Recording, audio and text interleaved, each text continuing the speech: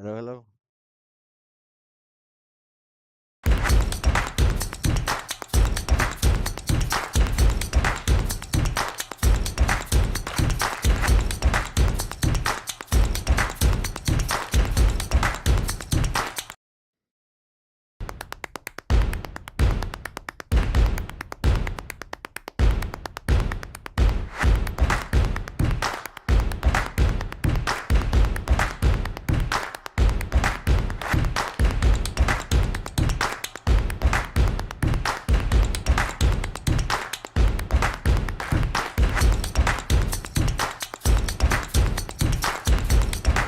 Hello, hello, hello, hello, hello, hello.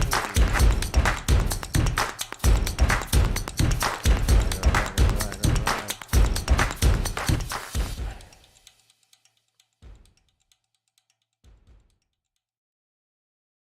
Welcome, welcome, welcome, welcome, welcome.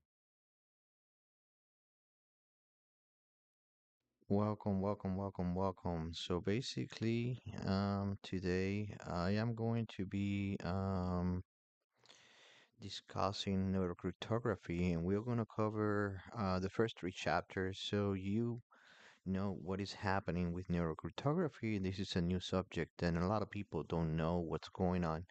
But once that you start learning what is neurocryptography, a lot of things are going to start making sense to you as events around the world continue to get continue to happen and start getting more shape in your mind. This is a subject that is not something that is heavily discussed on the media for a reason. Less people that know about it, better for a lot of people. Okay, and I am. It's like there's a club, and neither you or me are invited to the club. We'll just use by the club. Okay, so due to that fact, that's the reason why I'm making this video. Okay, before we start, we're gonna cover about it neurocryptography, the first three chapter. Um, in chapter one, we're going to discuss what is neurocryptography and why neuroprivacy matters. Okay, all right. Let me just get more information here ready. And right now, if you are watching this one way or another, there's a big club, okay? And the big club is federal agents utilizing the technology in their favor. And if you're watching this to any of my social medias, it means that you are not part of that club, okay?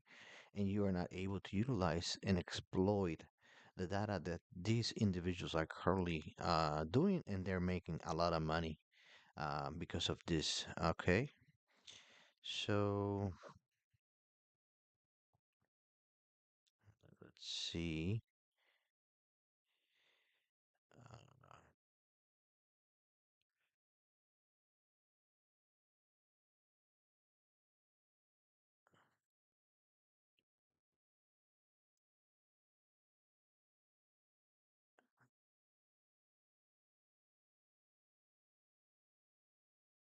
Okay. Neurocartography 101 is your data and your mind, okay? Your mind is um, always producing data. And for many, many, many centuries, that was your data. No one was able to exploit your data. But uh, 17 years ago, with artificial intelligence and neural networks starting to develop, now that is a whole different story. Okay. What is neurocryptography? Neurocryptography is the security science of protecting neural data, brain signals, the same way we protect money, but stricter because brain data can reveal meaning, intent, emotion, and identify patterns. Um, and so right now, I am going to start talking about chapter number one. Okay, and we're going to cover today three chapters only. Just probably from now all the way to almost 4 o'clock. But if the subject and we have questions, we're going to get more um, do more stuff here and educate ourselves. Okay. Um, Basically, neurocryptography in the first three chapters is learn how to neuroprivacy and neurodata security should work in real systems. We will cover what neurocryptography is, the full BCI pipeline, and EEG brand and artifacts, and the responsible neural keys concepts. Uh, let's see. So, uh, neurotechnology is moving from research lab into products, wearable EEGs, headsets, wellness devices, accessibility tools, medical monitor systems, and experimental brain computer interfaces, BCIs. Okay, that chip creates new reality. Okay, neurodata is not just data. Okay, it can be deeply personal, potentially identifiable, and hard or impossible to change. Unlikely passwords. Okay, this series exists to define a practical, defensible concept. Neurocryptography, applying cryptographic thinking and security engineering to neural data and neural interfaces so that privacy, consent, and safety are built in, not bolted on. Okay, give me 1 second. I just got to enter.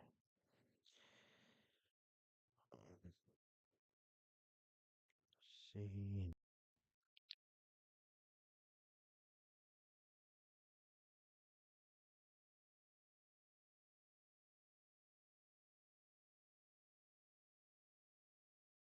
Mhm.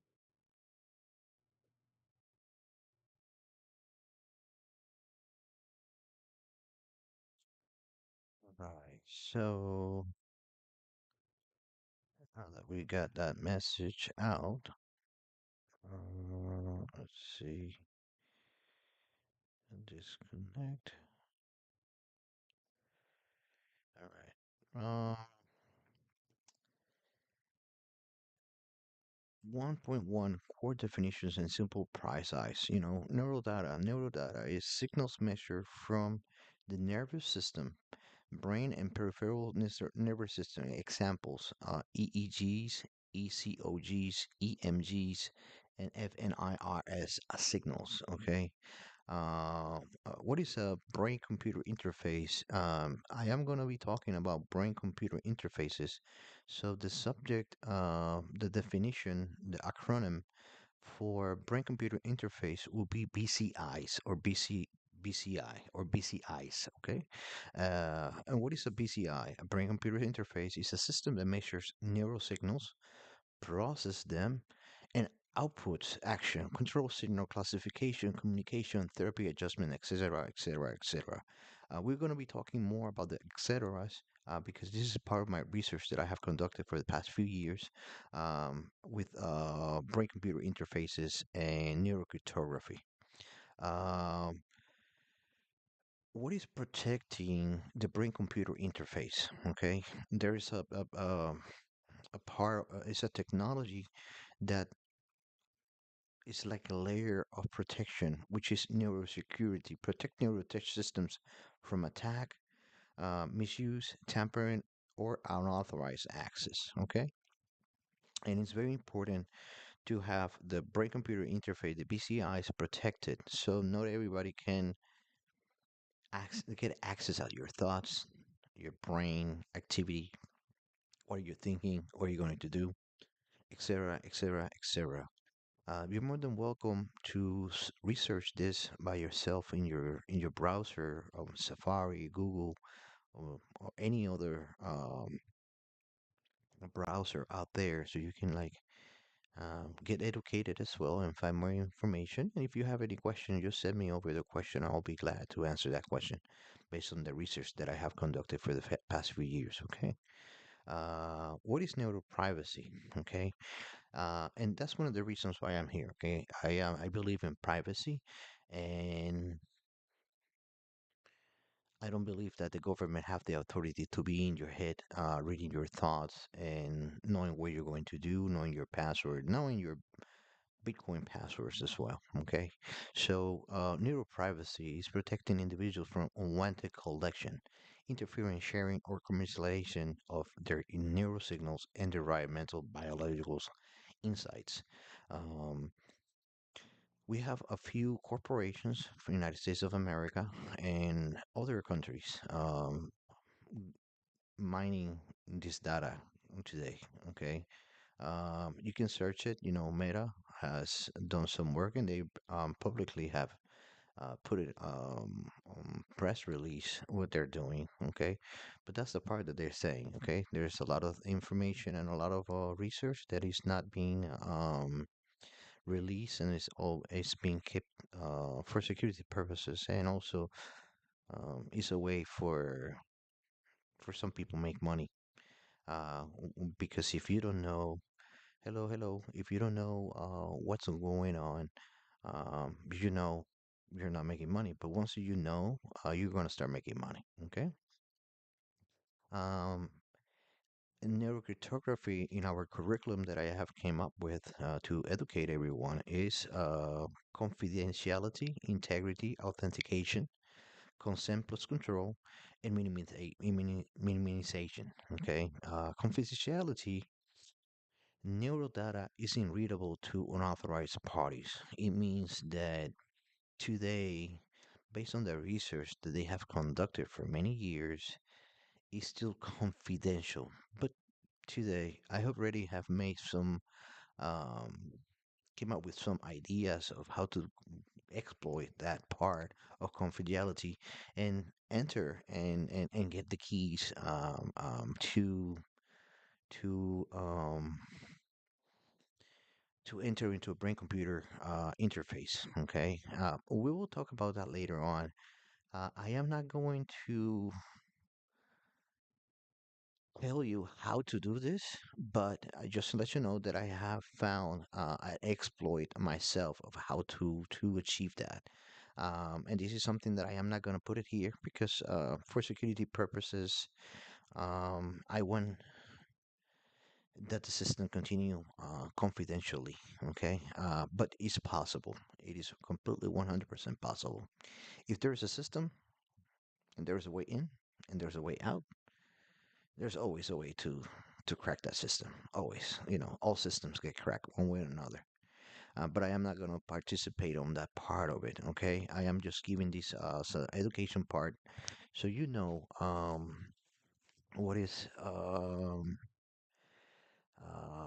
what is what we're talking about here. Okay, integrity.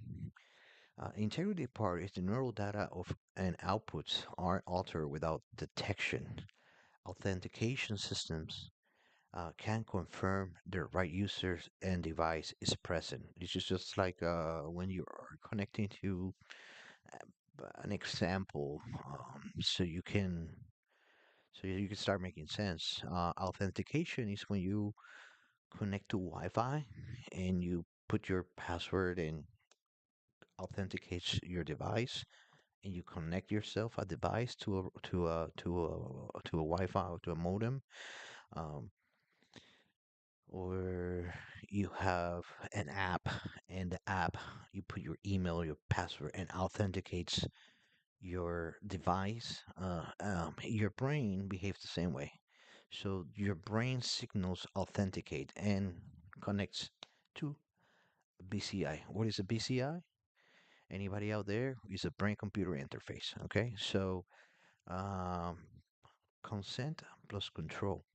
Consensual control is the human remains the authority. Okay, so we, the operators, we are the ones in control of the consent and control. Um, Currently, this technology is being used without consent. That is one of the reasons why I'm here talking about this. Okay, because the human remains the authority, and are exploiting the brains of people without their consent. Okay, and that's something that we need to carve new laws, and we have to protect people. Right now, there's some in Congress. There's some talks about this, closed doors. The ONU, United Nation. Also, this is being talked, closed doors as well. Uh, and other countries and partners of United States as America, as they know about this technology. Okay. Minimization, reduce the collections and rotation to the smallest necessary scope. Um, what is neurocryptography? Is not. To keep this series honest and credible, we are going to draw some boundaries, okay? Uh, Neurocryptography is not a claim that thoughts can be encrypted like a text message today, okay?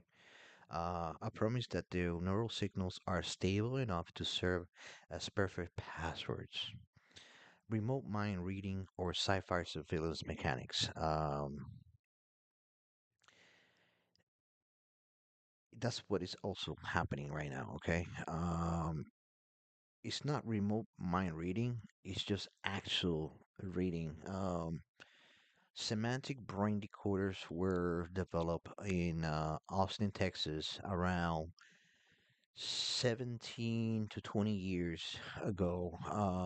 Let me just give the proper credit to the doctors. So,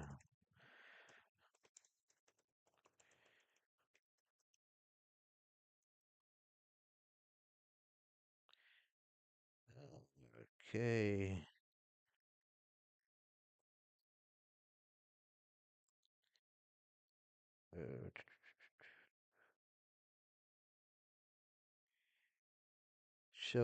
Uh, let me see.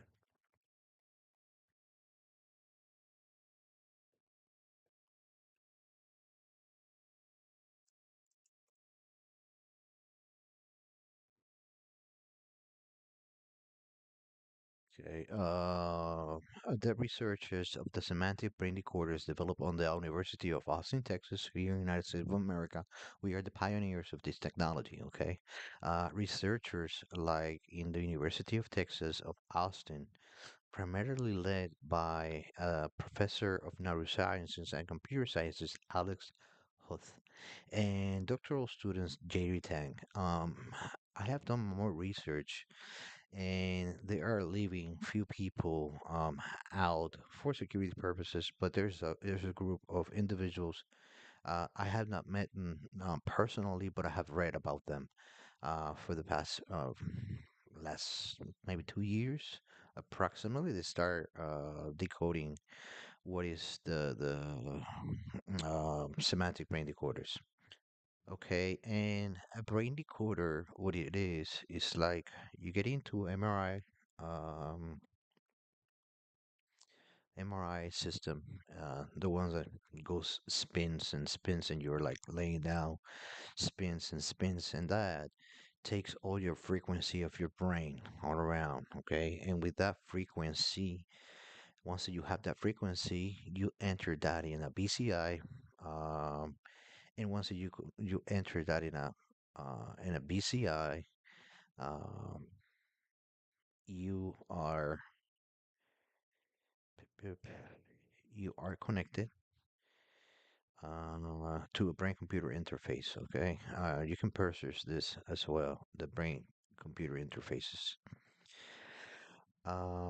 Substitute for law, ethics, and consent framework. Okay, neurocryptography is a security architecture mindset for neurodata pipelines. Uh, Neurocryptography is a set of defensive control applied to signal features, model, output, and logs. Um, and a blueprint for privacy by design in systems that touch the nervous systems. Semantic brain decoders. Let me just go back to semantic brain decoders. Semantic brain decoder was developed for, let's say, for example, you get in a car accident or you get brain stroke and suddenly you cannot speak. Okay. Um, 17, 20 years ago, when this system was created, somebody had uh, some sensors in their brain. So it's like a helmet. And let's say that you wanted to drink some coffee, right? Your thoughts were translated in a piece of paper that came out that says, I want coffee. And then somebody will bring your coffee. And then you cannot verbally talk. Okay? You cannot verbally talk, but someone can hear your mind and your thoughts. And that was 17, 20 years ago. And now you fast forward, we have from 2Gs, 3Gs, 4Gs, we're on 5Gs, and we're already on 6Gs in some areas in around the United States. It's not commercially available yet, but some carriers already have 6Gs. But commercially, if you have a business and you want to use 6G, you need to wait until 2030. That's the last time that I did my research on 6G. Um, what have happened is that those semantic brain decoders now are wireless. Okay, so now we don't have to have the helmet with the sensors in the head. This is now wireless. The same way that a device like a cell phone, okay, you cannot see who I am talking to, but you know this is a signal coming out of the phone, goes to the tower, from the tower goes different towers and goes to a different phone, and that's how we talk, okay? Um,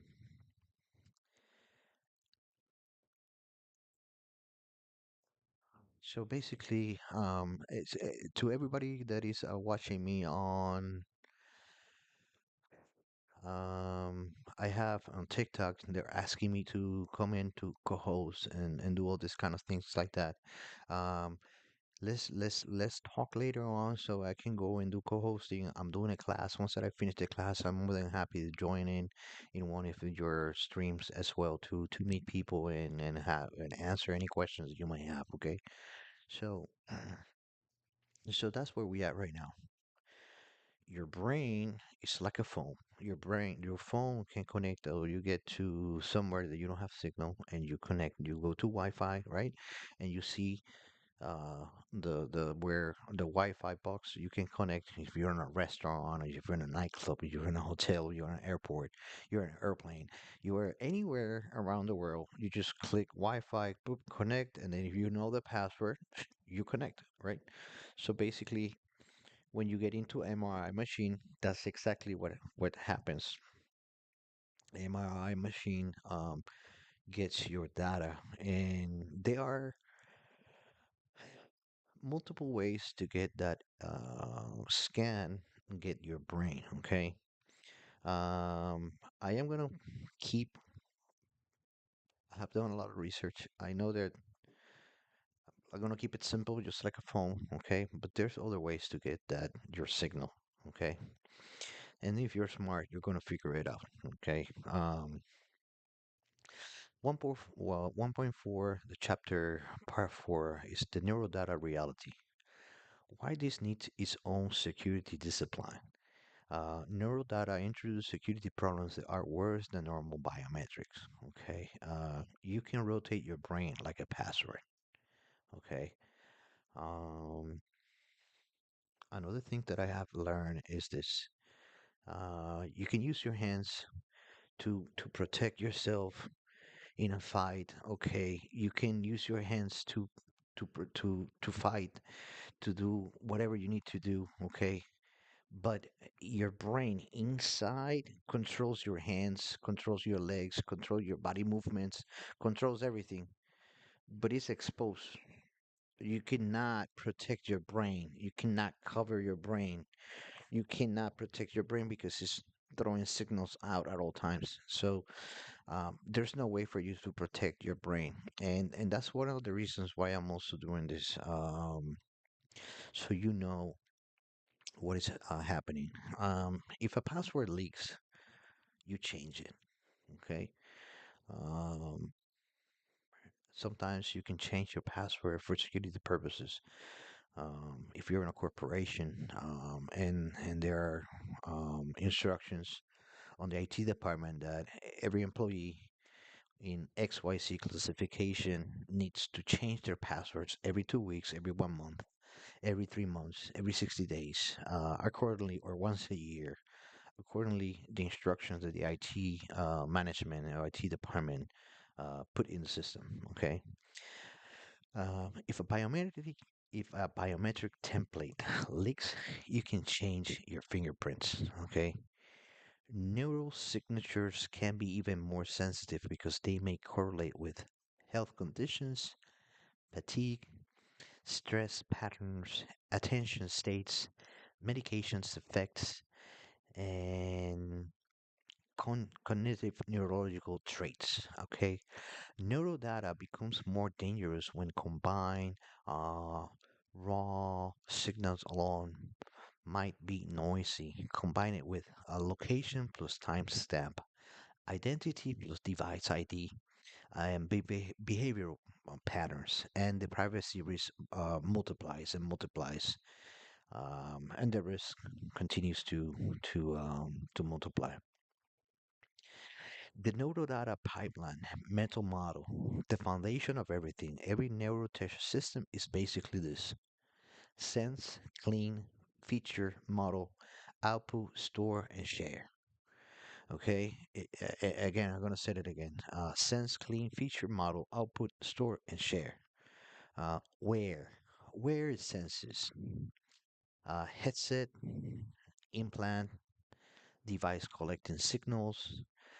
What it cleans filter noise artifacts. What it features, okay, it turns signals into numeric representation.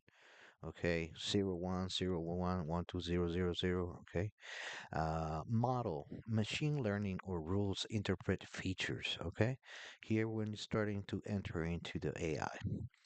Output, the output of it is action. We have the action, we have the decision, we have the control, and how to store and share.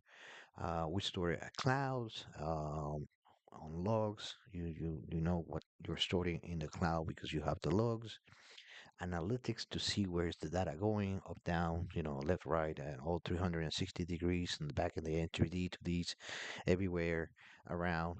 Vendors and partners. Okay, vendors, no, so those are people that are already cashing in. Okay, and partners are cashing in. So time to start looking for vendors, start to looking for patterns, and start looking for education. I suggest you to start looking for some education, formal education, so you can get hired by a partner or vendor. That's how this works. Okay. Neurocryptography. As um, You need to ask a question on each stage. What must be protected here, and what is the lowest risk way to operate and minimize the risk factor? Okay. You always, when you're building systems and you're working on systems, that's basically what you're looking. How can I do this? How can I protect everything? And what is the lowest risk way to operate? That there's risk management assessments where you are working and creating data. In neurocryptography, you protect more than a file, okay, and more than files. What are we protecting in neurocryptography? Okay, we are protecting raw signal, which is the most sensitive. Derived features and embeddings. We're also protecting model outputs, identity bindings, key tokens, telemetry and logs, training data, consent records. Model outputs are the decision can leak meaning out there. Identity bindings is who's the user is. Okay, a phone has all that, has derivative features, embeddings, and model outputs, decisions, identity binding, who's the user is. The phone has an ID. With that ID, his name on the telecom company. That telecom company has a name, address, how much that person pay, what plan they have, and pip, pip, pip, pip, and you can find out. If you get an ID of a phone, you can find out who's the carrier. In the carrier, you can find out who's behind that phone ID, That phone ID is going to give you an account. That account has a name, address, how much they pay, who this ID is contacting, who this ID is texting, who this ID is watching online. All this is identity bindings, okay? That is going to give you an idea from a phone. But remember, we're not talking about the phone. We're talking about your brain, okay? Key tokens. Everybody know about key tokens. Telemetry and logs. This is very quietly dangerous, okay? Training data, if we're using ML, is used to train data and for AI models. Uh, Consent records. Who give the proof of authorization? Who's doing that? Okay. The five principles, the rule that has prevent disasters is these five principles we repeat throughout the curriculum, okay, and through the chapters that we're going to discuss. Number one, minimize. Number two, local first. Number three, encrypt everywhere. Number four, separate and isolate. And number five, consent and revocation. Number one, minimize is collect the smallest amount of neurodata possible. On local first is prefer on-device processing, avoid raw signals, cloud storage. Encrypt everywhere, in transit, at rest, backups, and logs. Separate and isolate. Keep identity separate from neurodata where possible. Consent and revocation. User must be able to stop access and purge data. And that's, we're not there yet. The government is there. You are not there yet. Okay. Um, Quick reality cases, examples, and why this matter. Example: wellness headset. It track focus and upload sessions for insight. The risk is long-term storage build a profile of your cognitive health patterns. Um, a way to describe this is 1970s, 1960s. The vehicles, when you purchase a vehicle, just have like a simple computer that was just very, very basic. Um, Today's computers on the vehicles, most every vehicle has an IP. That IP is connected to maps. Those maps are gathering data from that IP and that vehicle. With that vehicle has a VIN number. And with that VIN number has a driver and owner of the VIN number. And the VIN number is registered in a documentation in your county, your state, under your name, address, telephone number, and all that. And back in the days, you had to tell the insurance company. This is an example, so you understand, relate how you will use your vehicle. Well, I'm going to use my vehicle. I'm going to be driving 20 miles per day, 10 miles per day, back and forth from my house. Maybe do some shopping once a week. Maybe over the weekends go out, and based on that, they will like give you a premium and calculate. Today, um, systems and vehicles save all that data, and that data is sold to insurance companies. Okay, so insurance companies, when they do the underwriting, they will ask you to see what you say, but they turn around and with these vendors, they can extract the information for all the big models and big vehicles around the world, and they know how many miles exactly you use per day, per month. At what times do you start your vehicle? At what time do you depart? How much is your consumption of gas? A lot of analytics data that comes out now on those computer vehicles. They're connected to the internet, and if a vehicle gives you that data and all that information, imagine everything that you can give out from your brain. Okay, so the risk of track, focus, and upload sessions for insight is the long-term storage build a profile with your cognitive and health patterns. Okay. Example number two, accessibility with BCI. Help a user communicate but use third-party cloud processing. The risk is right in there. When you, I always have talk about this. There is a party. When you invite a third party into your party, there's a problem. Okay. When you have an app and you have that app and you invite someone into that app, that is no longer your app.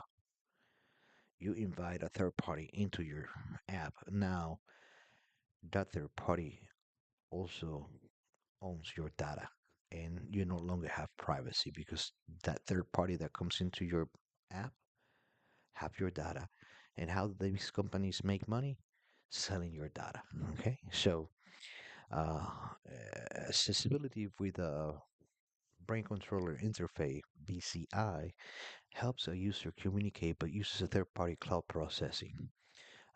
We already know where the cloud processing, you have the AWS, you have your Google Cloud, and you have other corporations around the world that have cloud processing and cloud space for you to rent. Okay.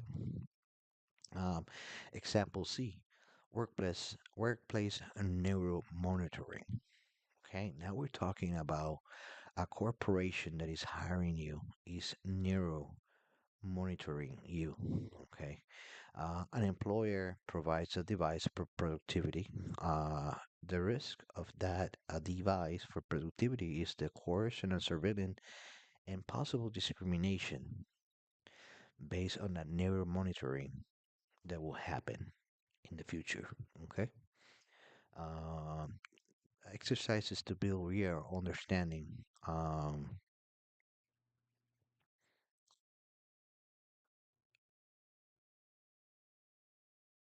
You can list five things neurodata could reveal beside thoughts. Okay. You can reveal that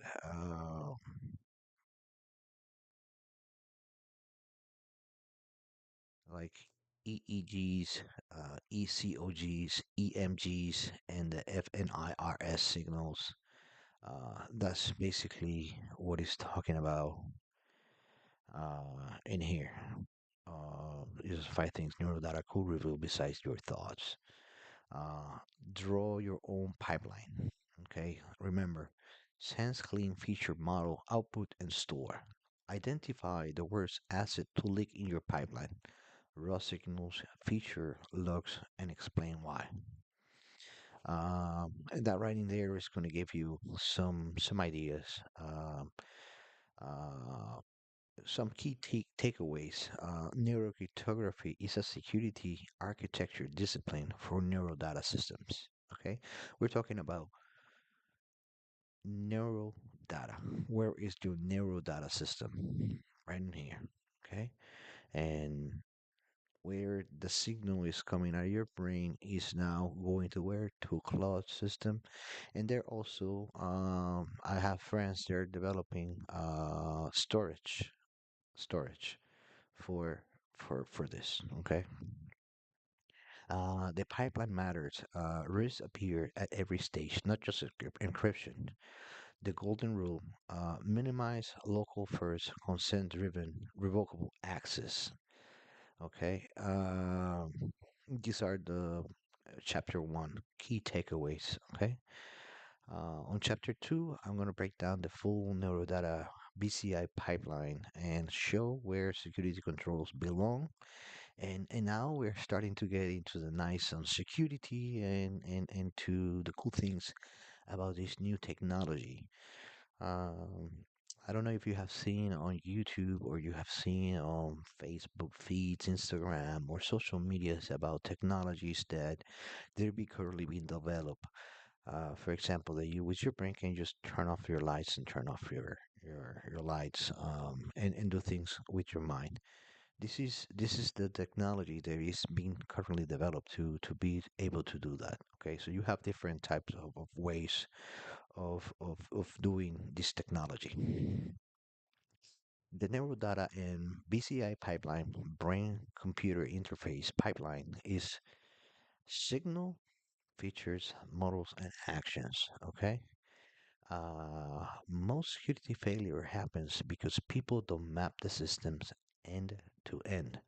They secure the app but forget the device firmware, Bluetooth transport, analytic logs, vendor dashboards, cloud buckets, model training pipelines, or any error or backdoor that is done on purpose by a developer creating the system.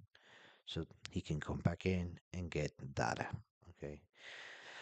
So we make the pipeline explicit. The standard BCI, brain computer interface, and neurodata architecture. Number one, sensor and the device. Okay. And number two, the companion app. The companion app. Number three, the network that the sensor device connects to. Um, that network takes you to a cloud provider, okay, which is the cloud provider is what is processing and the output system. Once the output system is out, there's some data that is also stored, and it can be give you analytics of the sensor device, companion app, the network, the cloud processing, the output system, storage, and the analytics. It's just basically like if you have a website, your IP goes from your servers to different servers. Um, Traffic comes to your website. Where is that traffic is coming? It's coming from around the world. What are they seeing? Where they're interacting more, where they're not interacting, etc., etc., etc. And with that principle of analytics, is analytics is everywhere on healthcare, um, automotive, autos, different sectors, military, contractors, treasury. Analytics is everywhere. In order for you to have analytics, you need to have output system and data. With that data goes to the output system, then you can have analytics. Stage number one, let's break it down. Okay, let's break it down. What happens here? We collect the signal on the sensor device layer, okay, which is to say stage number one for uh, the neurodata and BCI pipelines, okay, brain computer interfaces. What happens in here in the sensor at the device layer, we're collecting the signals of the EEGs, ECOGs, MNIRS, etc., etc. Sampling plus analog to dial conversion, sometimes basic filtering, compressions, and the device ID and firmware controls. Um, we already talked about the security risk that we'll have based on firmware tampering, malicious updates, devices cloning or spoofing, hiding telemetry collection, and poor key storage on the device. Okay. Some of the defensive design goals that they're currently working with is silent firmware updates, the authenticity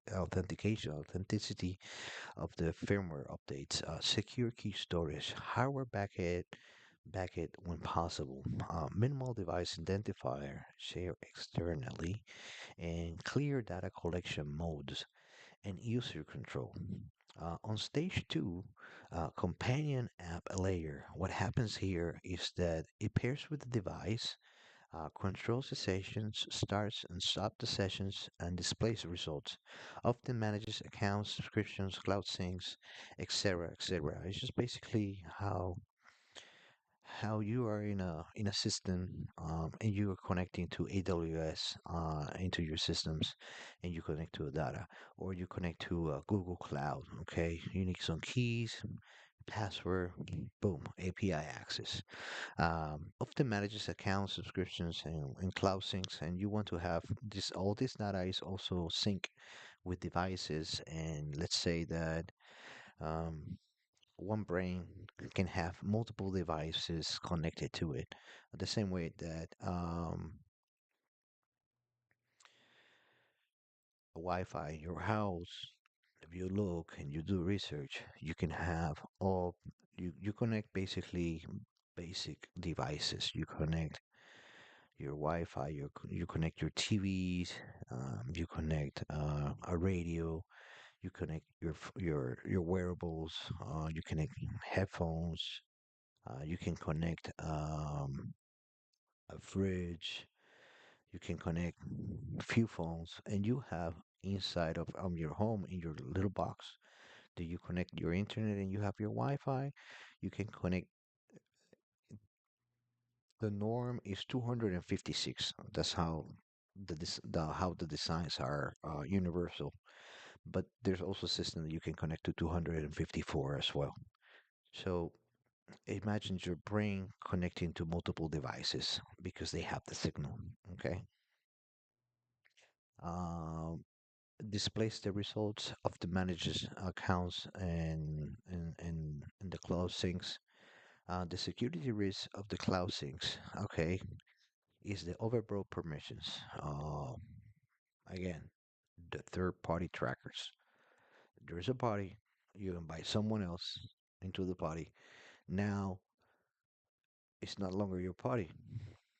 It's you have third-party trackers that you invite them. Weak authentication. Data exported to other apps, services, debug logs, capturing sensitive signals. Give me 1 second. I have to get some data in here. Uh, so something that I did not did. And so right now we are sending this my data is of this stream, this class is going out on YouTube, is on X.com, is on Twitch, and is also on TikTok. Okay, so one person, myself, is going to multiple streams. Okay, multiple devices. Can you understand that? So that's basically what we're doing in here. Excuse me. Give me 1 second. That I am checking how are we doing in in the different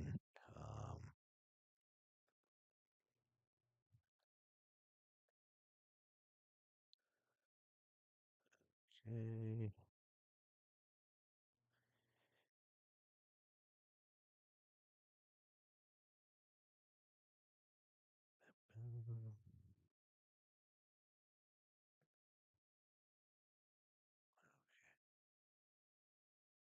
All right.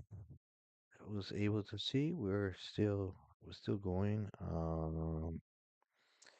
We are live at Google, YouTube. Um, you can find my channel, uh, Victor J Rosario 1. Okay. You can find me at here at TikTok. Hello TikTok. How you guys doing up there? And TikTok, you can find me as Victor.J.Rosario. That is my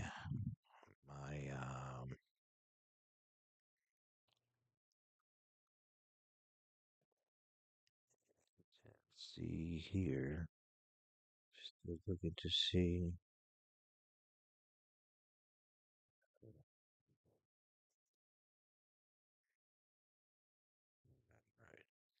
Let me just see what is going over here. Okay, we're live at going over here. Yeah, we're live. We're live at everywhere. So let's go back to take the security risk.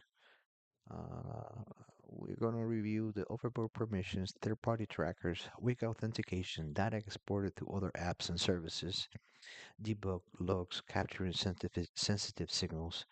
The defensive signal design goals are least privileged permissions, remove unnecessary trackers, local encryption, and secure storage. The most thing is securing storage. That's in order to be in compliance with HIPAA laws and be in compliance with the new laws they're getting drafted, and they will get drafted to protect your brain security. It's very important so we can have systems that are store secure and and have local encryption as well. Strong authentication and sessions control. So we have to have, I would say, the strongest, the strongest authentication possible, and we have to develop new authentications and sessions controls. And and if you're learning, if you're educating yourself, this is the things that you need to think of how to cash in. Okay, you come up with a new authentication system that is better than what we currently have, and now you're making back. Okay, the same way, local encryption. We already have local encryption, but somebody has to come up with an idea and have a better local encryption. You see, and you have to get a better idea to do a better secure storage. Okay. On stage three, we have the transport layer. Okay, transport layers are like your Bluetooth, Wi-Fi, cell phones. What happens in here is the data stream device phones to the cloud, just exactly like we were discussing earlier. Okay, the standard brain BCI and neurodata architecture is sensor device, companion app, the network, the cloud processing, the output system, and the storage, and that is the analytics part, which that's the data that I love, the analytics of it. Um,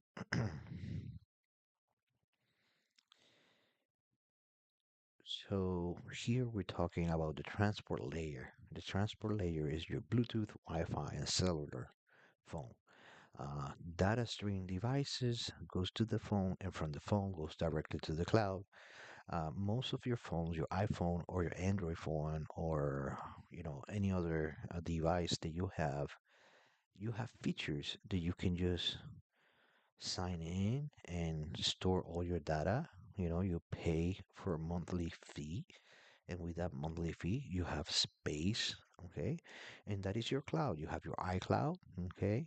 You pay a fee, and you have X amount of gigabytes all the way to terabytes, etc., etc.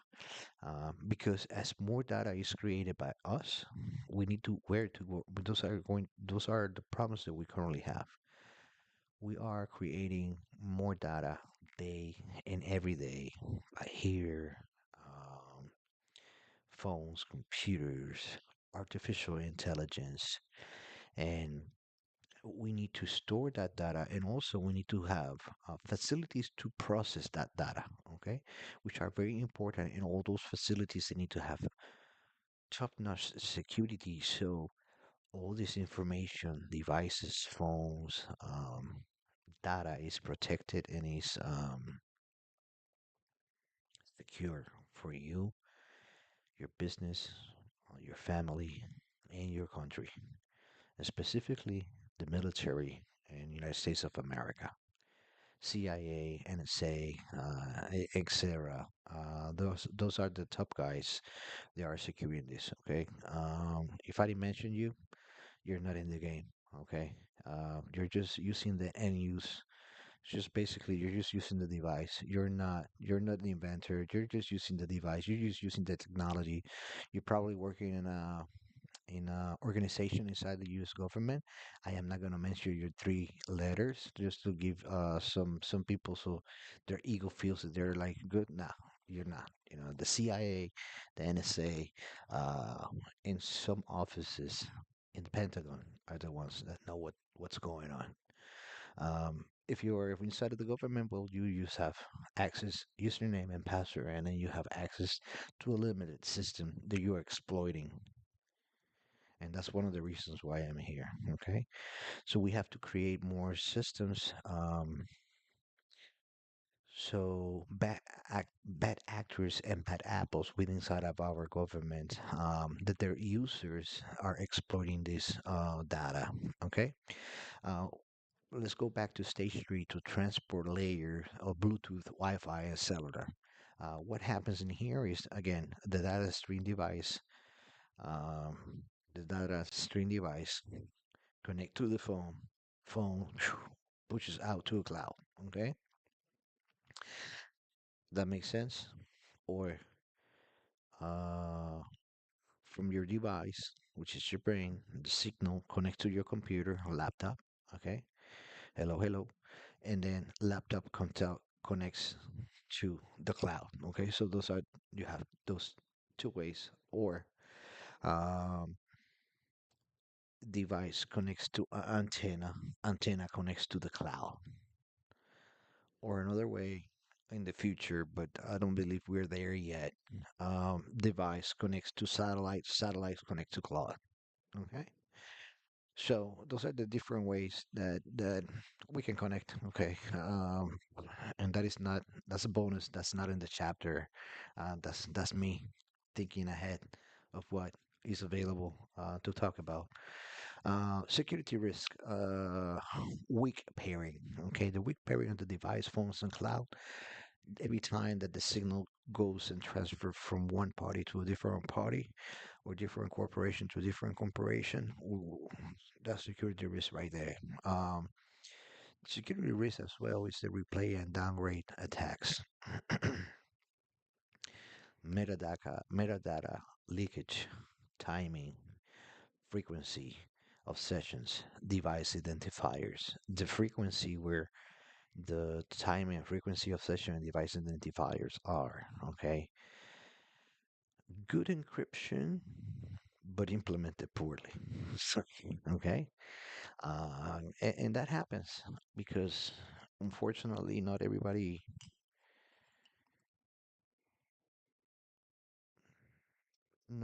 has the same ability to see problems and solve them the same way. Some people, I have learned this on technology. Some people likes to walk through the tile, okay, or some people stay in the same tile. Okay, I'm the guy that walks from tile to tile. Okay, and just like walking, there's a tile on your floor. You walk on tiles. Okay, if the floor has tile. So if you walk from one tile to a different tile, you're moving. Okay, we're moving from chapter one. We're covering different sections in the chapter one. We're moving in the tile. Okay, but you will have people on technology or anywhere that they just, let me just take a shortcut. Or let me just write the script over here so I cannot do this and that. And the script is written, and then that person, let me just come up with this idea so I don't have to do this and that. And then that person stays in the same tile, not moving from tile to tile. Okay, he just stays. Oh, let me just take a shortcut. Let me just take a shortcut. It's just like you just, okay. We're staying in the same tile, and they look busy.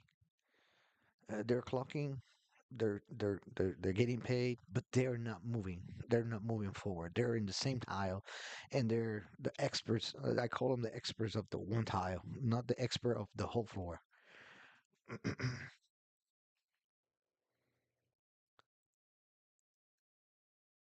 So, uh, let's see. All right, all right. So, hello, hello, hello. Um, so, TikTok says that there's no activity. I have to be interacting with people on chat and stuff like that. but I am not doing that. So probably in a few minutes, where TikTok is going to shut down, and I'll restart a new one. Um, you know, hello, hello, how you doing, government? So defensive design goals. The defensive design goals are strong pairing with modern protocols, encrypted channels, and plus key rotation. It's very important have encrypted channels and the key rotation so you don't have the same key utilizing is always a different key, and it's harder, way too harder to guess what is going. If you're in this key, what is going to be the next key? Do you know what's going to be the next key?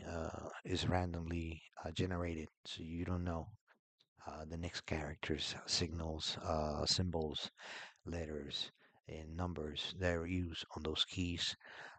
And those are systems that are created for that. So there's that's part of this defensive design goal that the big boys, the smart guys, are developing right now to be able to mitigate the security risk that um, data stream devices, phones, and cloud connections have. Also, reduce metadata data leakage, batching, minimizing identifiers. The stage four is the processing layer, uh, local, okay, local right in there, or cloud.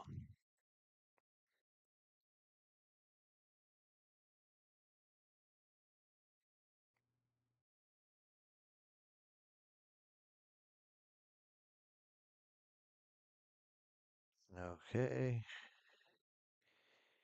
all right. Have a lot of people coming into the live. Welcome, welcome. How you doing, guys? It's telling me here to invite people, invite and invite people. I am going to be inviting people. Okay. Very soon. Stage number four, processing layer, a local or cloud. Okay. What happens here is filter and artifact removal, feature extraction, model interference, classification, and regression. Sometimes model training updates. That happens at the processing layer level. Security risk, again, cloud misconfiguration, excessive retention of raw data. Okay. Model invasion or membership interface risk, unauthorized access via internal tools. The defensive design goals are on-device processing where feasible, if cloud is necessary, encrypted storage, strict access control, no raw signal detention by default, differentially privacy preserving, ML when appropriate, conceptual, and strong audit trials and access reviews. That's one of the things that I am good at doing audits because I love data and I just go into this data and I just find everything, but everything. Stage number five is the output layer, actions and decisions. Okay. Uh, what happens in here? We have the focus score, fatigue state, control cursor, speech decoding, etc., etc. Uh, security risk. It's the output manipulation, integrity attacks, coercive use, forcing outputs monitoring, overinterpretation, medical claims for weak signals, output logs becoming sensitive profiles. The defensive design goals here is the integrity checks on outputs, confidence scoring, transparency, user controls pause, stop, and erase, policy, do not overclaim what the system can infer. Okay. On stage number six, okay, stage number six is some of the part that I like, and we already The standard BCI neurodata architecture, again, is a sensor and device goes to the companion app. The companion app goes to the network. Network goes to the cloud. Cloud goes output system, goes out output system, and then after output system goes back in storage. Okay, stores back to the cloud, store or stores in your local device, and then you have your analytics. Okay, so um,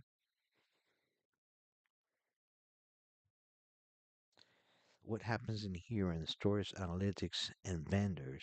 Okay, uh, when you enter a vendor, what happens?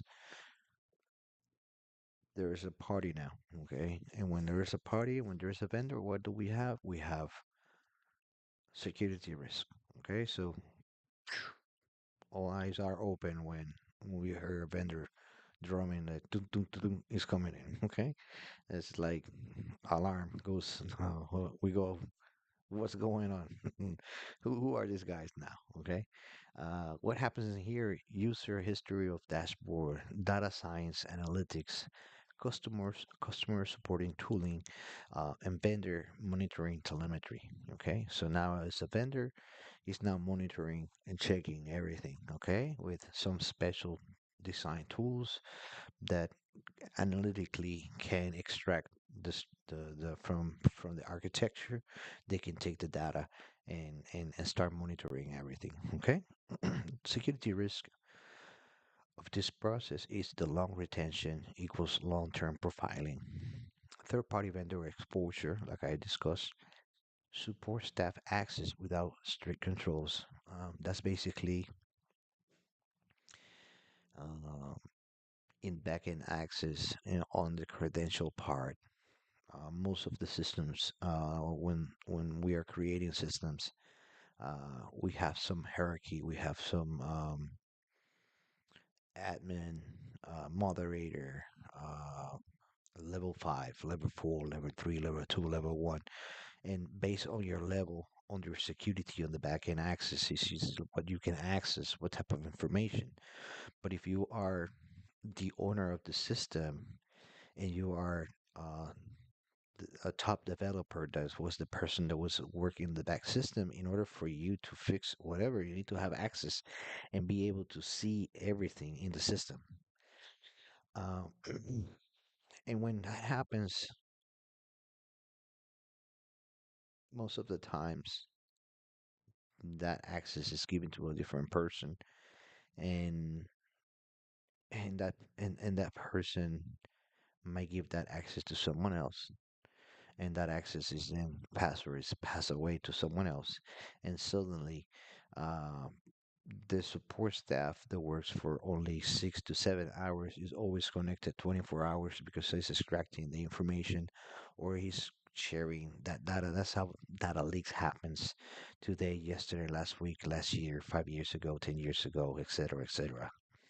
And or accidental leaks in dashboards. A dashboard has access to the whole system, and an error when on coding and an error that nobody looked at it accidentally is giving full access to everyone, even that the toggle switch says that that person is on level 1 or that person is a low level access. Okay, uh, defensive design goals. We need to have strict retention limits, access control with last privileges, vendor contracts that forbid resale or reuse. See, most of the vendors, that's how they make their money on the side. So this is when these technologies start getting more expensive because you are now creating contracts that have clauses of forbid the resale and or reuse of the data.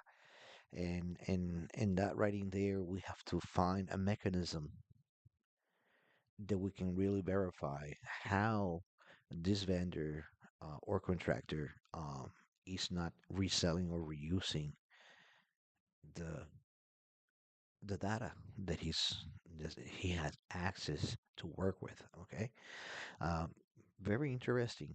Okay, remember all this is coming out of different people's brains, and how are we going to find what's happening when we need to have all these employees on their system too as well, checking that they're not reselling or using and identifying with artificial intelligence different part. I'm not going to talk about this, but I have some ideas of how to get all these vendors and put them in their place, because vendors they get out of control immediately. Sometimes what I want to do is get to these vendors and just smack them with the things that they come up with. You know what I mean?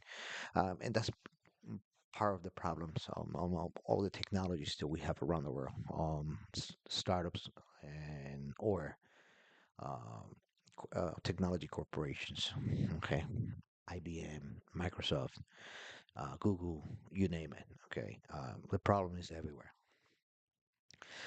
We have also the data deletion and user exports rights. The security overlay, CIA plus consent. Uh, CIA applies on every stage. Okay, I'm not talking about Central Intelligence Administration, which are our good guys out there. How you doing, guys? We love you always. Uh, we're talking about confidentiality, integrity, and availability. Okay, CIA. Confidentiality only authorizes access.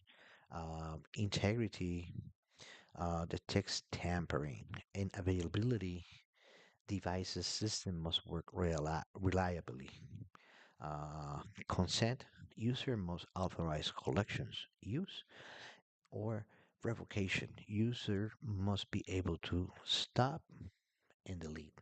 Okay, so we need to have some security overlays with revocations and consent, and that's one of the reasons why I'm doing this. We need to have consent. You need to have consent. I have to give consent. Okay, right now you're not giving consent. What is happening to you or your neighbor, your family member, or anyone out there? Okay, um, excuse me.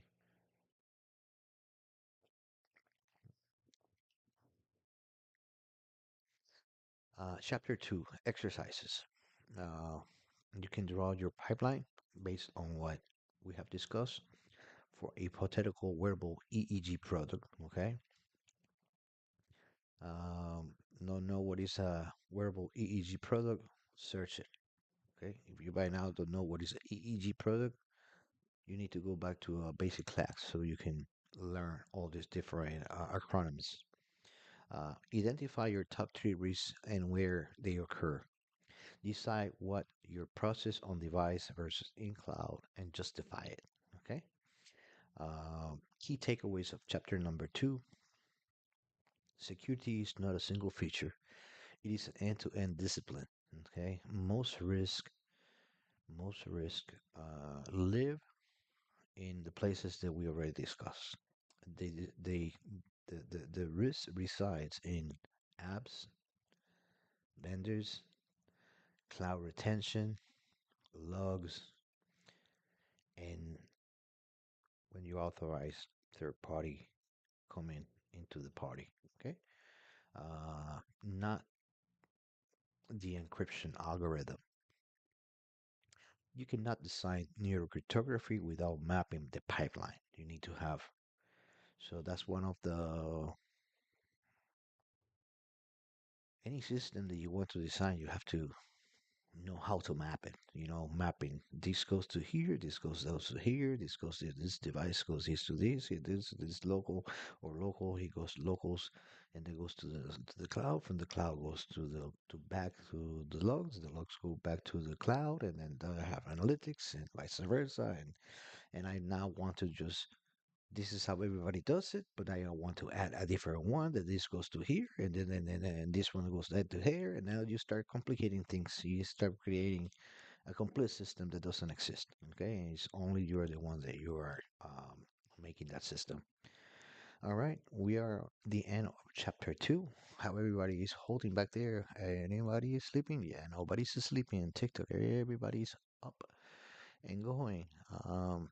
Let's see. Let's go ahead and say here Andrea Fernanda, Denise, Alejandro Roba, Gilda, Emily, Brianna, Michael P, Don Tony, Erura Para, Valeru Coni, Renovación Network, Omar, Sona, Jenny, Eva, Bichan, Lisbeth, Josue, Luis, Carla, Michelle, Marcela, Luis, Janice, Luis, Gracie, Liker, William, King, Oyuku, Norma, Leonardo, Gamer. Uh, is here is telling me to tell you guys to share the live and invite more people so they can come in. You can manage the AI memories in settings. Jesus, Carolina, El Toro, Rosa, User 611, Armando, Zaira, Luna, Roger, Rulas, Ronaldo, Vanessa, Ana, Adrianita, Maria, Marlon. Uh, let's see. Uh, View one message. Right. Swipe left to close. Invite Mikey to co-host. Jose. Let's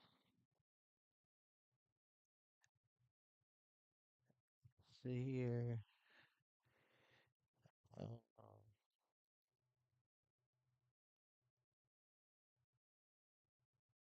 okay, we got some creators out there too.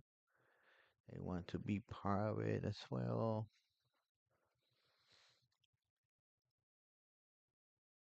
Mm, all right, Alejandro, Soti, Carrie, Sojidon, Miko, Jesse, Albert, Jamie, Kevin, Rubio. There's a lot of people coming in. Welcome, welcome, welcome, welcome, welcome, and welcome. Um,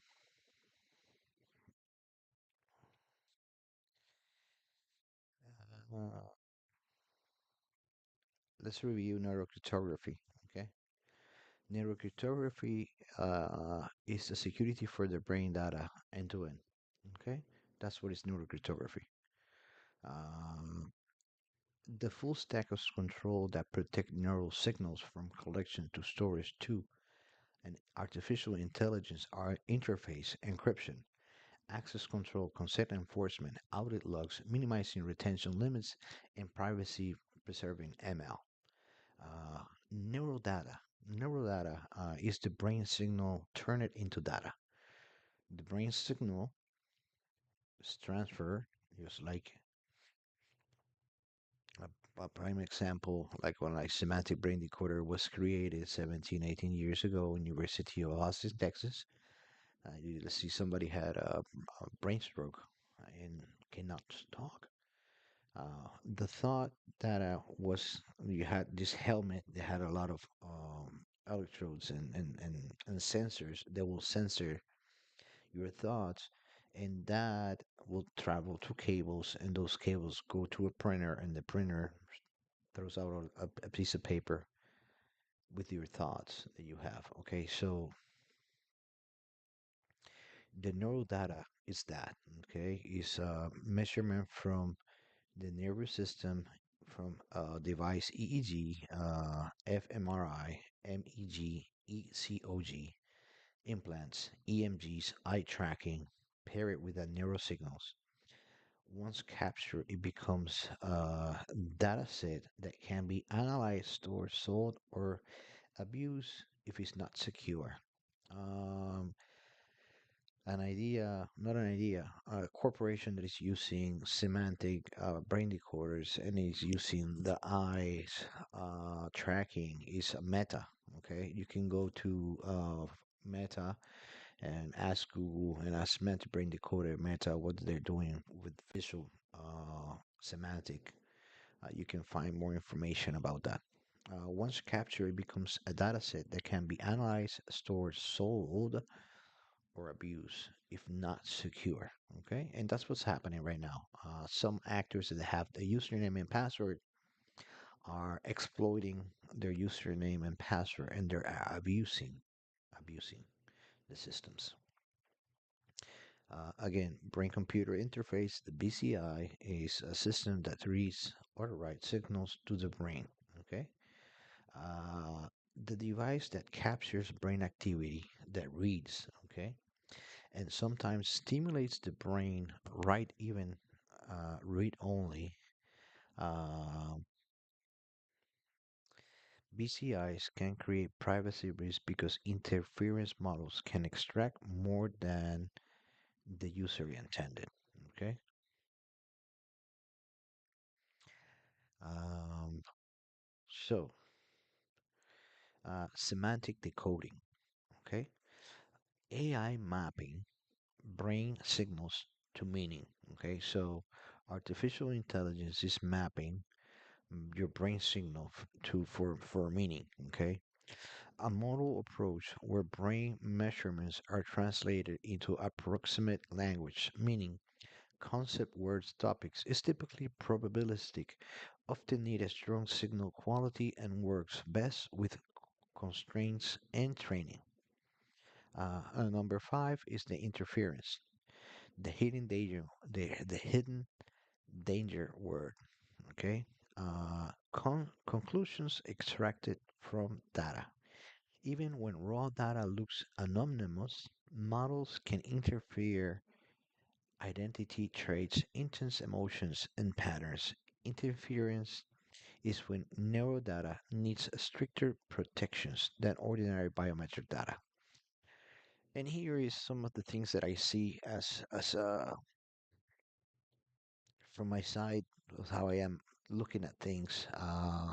Artificial intelligence is here to do things faster, but also um, with more data that the artificial intelligence have, will be more easier to say, well, this patterns happens every day. This patterns, well, that is so and so. That's unique to that brain. You see what I mean? Or it can be a group of multiple brains having the same data, and then with time, it can say, no, this person is this person, this person is this person, and this person is this person, and then IDs and a lot of data can be extracted, and the system can be built more secure. But we're not there yet. Okay, we're not there yet. Tokens and embedding. Uh, Tokens is word pieces uses by AI. Okay. Uh, Modern artificial intelligence convert language into numerical representations, and semantic decoders aim to map brain signals into those representations. The threat model, who can attack what they want and how. A map of adversary attack path and risk points across collection, transport, storage, and interference. Data minimization, collect less, leak less. The number one privacy strategy: gather only what is necessary. Keep raw signals local, delete fast, and avoid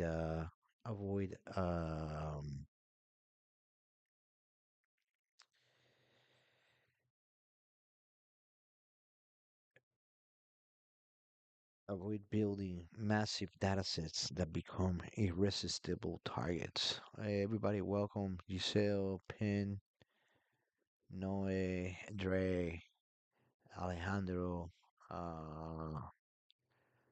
1,000 people join it. Thank you, Alejandro, uh, Soji Don, Jesse, Josie, Jamie. Everybody, welcome, welcome, welcome. Um, consent, consent as a security. Uh, oh, Permission must be real, specific, and revocable. So basically, we need to find out a way of say this person is abusing the system. You're out, and that person cannot log in back ever again. You're banned from the system. Cognitive privacy, cognitive liberty, the freedom of thought in the digital age.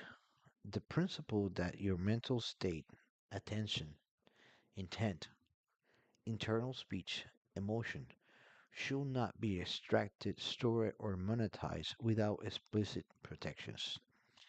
Today, uh, we can exploit the attention, the intent, the internal speech, and the emotions. And they're today being exploited. Because we don't have laws catching with the technology. And technology, we have something that is called like financial arbitrage. It means that you can make so much money because since it's not regulated and it's like the Wild Wild West, we are in that part right now. It's not regulated completely. There's no laws out there, and they're just using and abusing everyone just however they want. Um,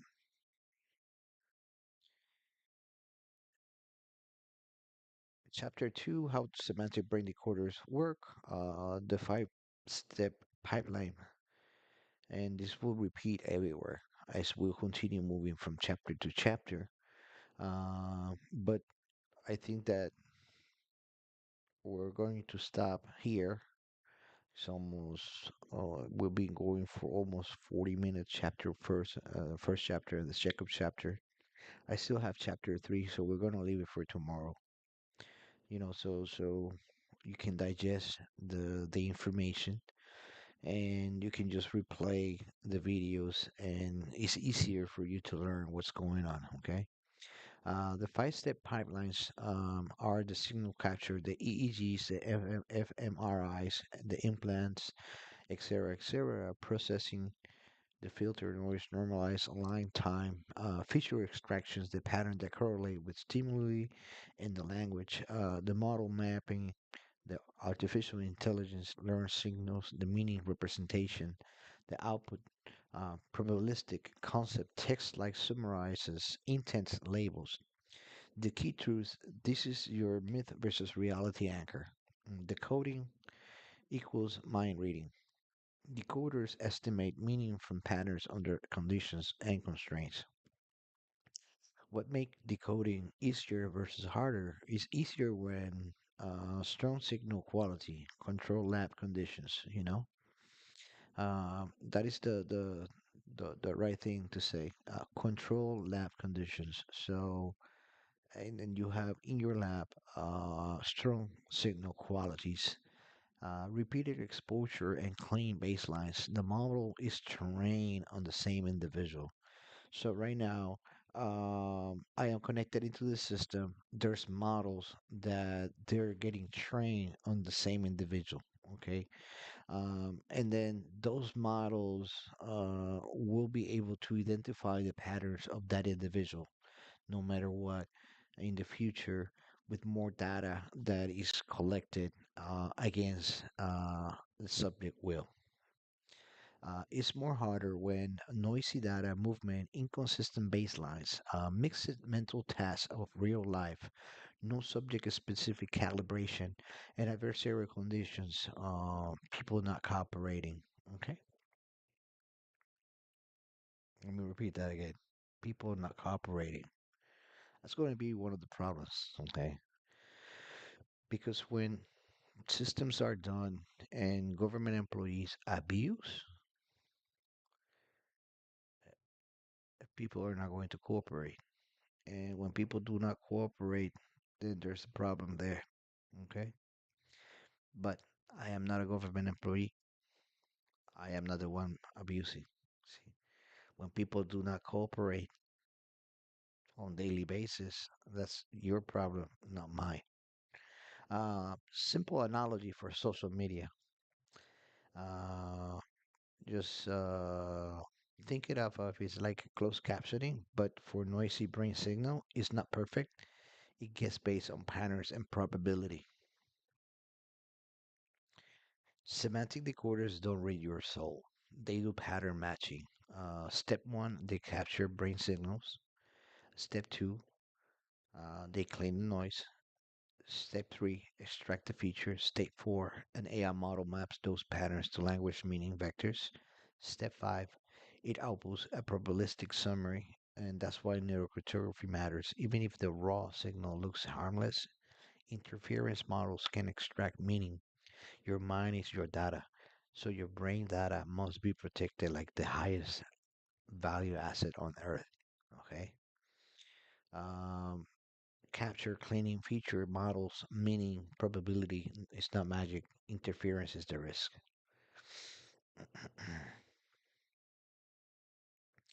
We're gonna have chapter three. We're gonna talk about threat models, cybersecurity language, neural stakes, and we're going to talk about brain waves. We're going to talk about EEG bands and the neural key metaphor, safely explained. And that's what's going to happen on chapter three. Again, my name is Victor Rosario. Um, I've been researching semantic brain decoders and neurocryptography, I believe now for almost 3 years. Um, and it's a very cool technology. That's what I am educating myself anytime that I have time to learn more. What are the acronyms and how the system behaves, how do they work?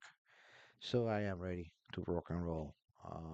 So if you've seen this subject and want to uh, get me on contract so we can work together, just give me a call 786-669-8945. I'm going to put the telephone number in the description on YouTube, Twitch, and X.com. You can send me a message and eventually I will get to you. I always get to all my messages. I am not always looking at the messages because I'm busy educating myself and writing and creating content. I'm a content creator, and I also have a business called the Equation Agency that we specialize on providing um, traffic, phone calls, contracts, deals to business owners. So if you need my assistance, don't hesitate to give me a call. I will put in the description. The Equation Agency LLC is registered in the state of Florida, and we're going to be working in the United States of America and around the world with the Equation Agency. So don't hesitate to give me a call if you need me. Again, my name is Victor Rosario. It was a real pleasure talking about neurocryptography 101, your mind, your data, so you know what's going on. So, with that said, I think that the right thing to do here is just take a break. I need to go to the bathroom. I've been here going for more than an hour, and you know, at my age, I am not in a rush to go nowhere. So, again, my name is Victor Rosario. It's a real pleasure being here with you guys. Thank you for the support. Thank you for being here all this time. Um, Take care.